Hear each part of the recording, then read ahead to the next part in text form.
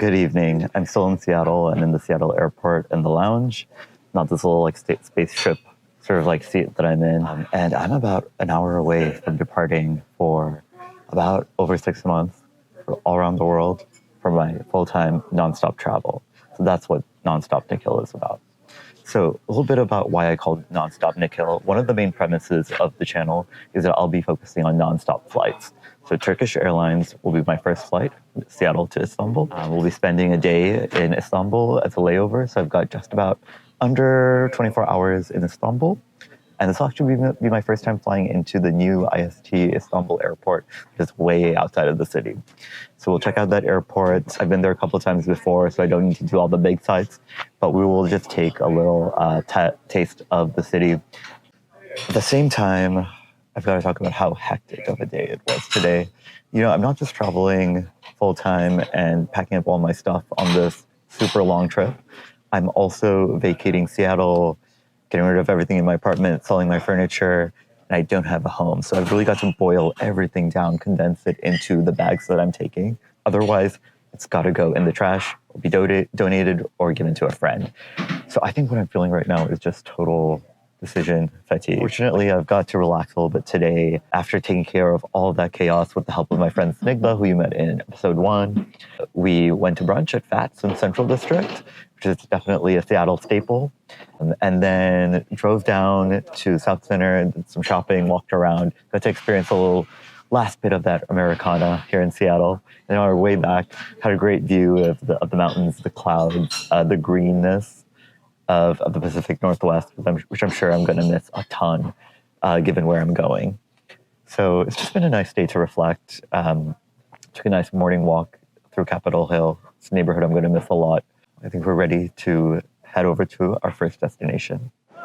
So in my last clip, I was in the Seattle airport. It was about 6 o'clock p.m. on a Sunday, and now it's almost 10:30 p.m. here in Istanbul. So I'm really putting this wireless mic to test.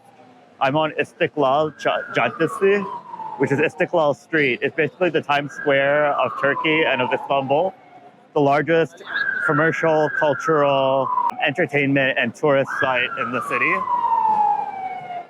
So right now, I'm just walking to find a place to have dinner. It's actually a place I've been to on my previous trips to Istanbul. I really liked it, so I wanted to take you all there as well. And plus, I wanted some of those kebabs. So right now in front of me, you'll see a lot of like the international chains, as well as some like local Turkish brands. There's also a lot of nightclubs, restaurants, and believe it or not, this is a Monday night here in Istanbul. One thing you'll definitely notice on these streets, and that I've seen all throughout Istanbul, is the nationalism. Turkish nationalism is on another level. You'll see you've got photos of Ataturk everywhere, maybe some photos, portraits of Erdogan. You've also just got a lot of like red and white, and you'll find the Star and Crescent as well, which is a symbol that sits on the Turkish flag. I've got to say there's something special in countries that were not exposed to long and sustained periods of colonization. Turkey is one of those countries, Thailand is another. You really notice that people are really proud of their identity. There might be a little bit of ethnocentrism mixed in that. I don't know if ethnocentrism is the right word, but at least conservatism in terms of ethnic national identity becoming one. However, yeah, you definitely sense that in Turkey. There isn't this sort of gap between a colonizer's language and Turkish. Pretty much everyone speaks Turkish. Turkish is not looked down upon, or people don't feel like they must speak French or English prove themselves in the society, which is quite refreshing, actually.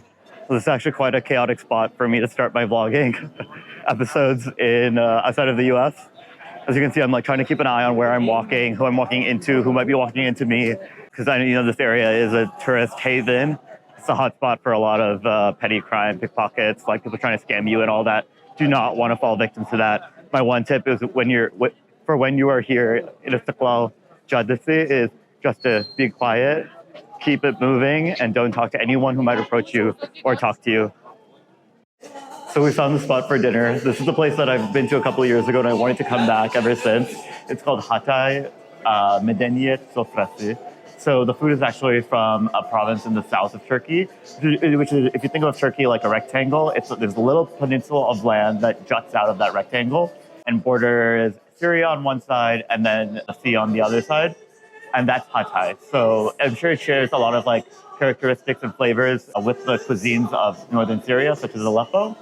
And as you can see, like it's like I think it's inspired or owned by the celebrity chef Burak. You see photos of him serving food to all these celebrities from around the Middle East, and all these photos are plastered up here on the ground floor of the entrance to the restaurant.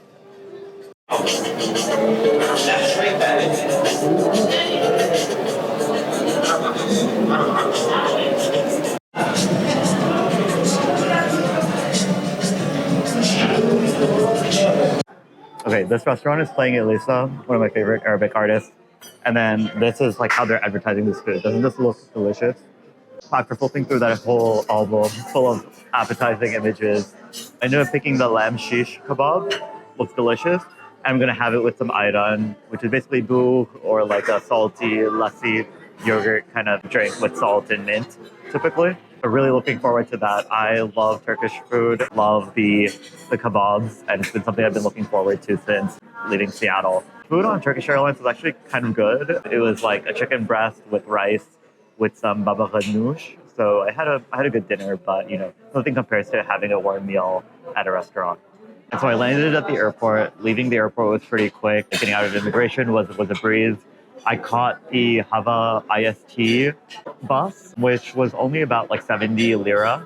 That's about like $2 to $3 to $4, and brought me right to like downtown Istanbul, right to Taksim Square, which is like not just maybe a couple footsteps away from where I am right now. And then you might be wondering what I've done in between 7:30 and about 10:30 now. So I went to a hammam. I had the whole scrub. I had a couple of massages, bathed a bit, and it was like the best way to relax and almost feel reborn and clean after that 12-hour flight.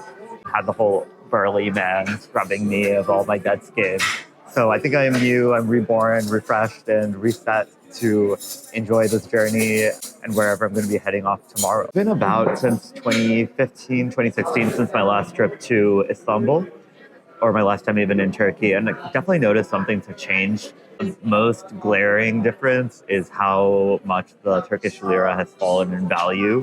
I remember when I was last visiting, I was getting about maybe 4 to 5 Turkish lira for $1.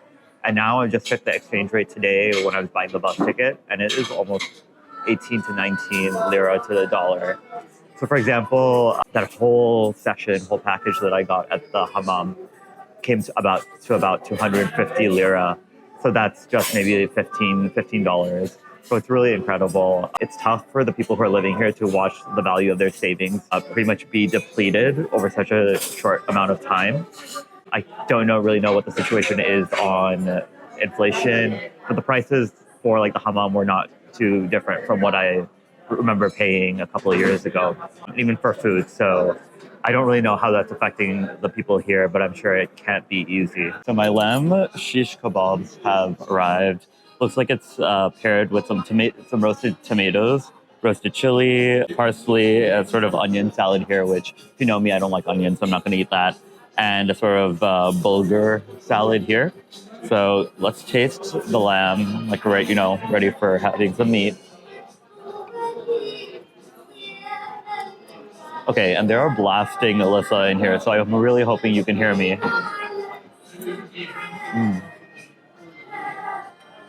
It's melting in my mouth.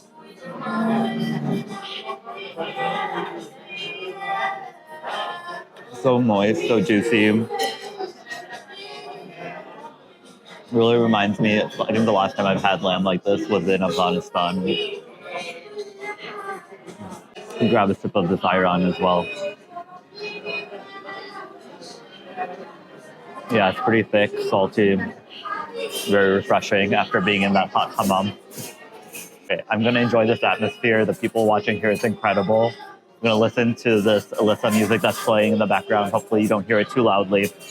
Eat this meal, drink this dul, soak it all in, and then I'll let you know where we end up going next. Still having a hard time believing this is all 11:30 p.m. crowd on a Monday night. Gonna head over to our next stop. Okay, I am so confused whether it's a holiday or people have the day off tomorrow or today, because it is madness in here. It is like Black Friday for baklava at Hafiz Mustafa in Taksim. Like, people are like acting as if baklava will cease to exist tomorrow. It's insane. I cannot get a table here. So I finally got a seat here. And as you can see, there's pretty much everything you'd want here. You've got this like kunafa, baklava, ice cream mix. You've got just kunafa, just baklava, just ice cream, just cakes. It's all here. And this store has been here since over 150 years. So you can tell why it's pretty popular. So here we've got our sultan plate at Hafiz Mustafa. I cannot believe a sultan would actually eat this every day because they're not going to be able to fight a war with this amount of calories. But I can afford to be a sultan for one day with this plate. And there's added ice cream with an assortment of baklava. After a long, long day, I'm going to enjoy this sultan plate. And then we're going to head back to the Airbnb and do not have to think about anything until tomorrow. I know I don't usually talk about food a lot in my videos, but this whole trip is going to be all about food in Istanbul, just for the sake of food porn. Well, how about you watch me eat this chocolate baklava? It's almost 1 a.m. and this cafe scene is still bustling. Like, there's still people coming in to sit down, families coming in to sit down to eat their baklava and tea. I'm only about a 5 to 7 minute walk from the chaos of Istiklal down to my Airbnb in Cihangir. So gonna get there, gonna rest, relax, try to get some sleep. And other than that, I think I'm ready to say goodnight. Good night. Günaydın, good morning everyone from Istanbul. I've got a couple hours left in the city on my layover before I've got to head to the airport for my flight to Tunisia.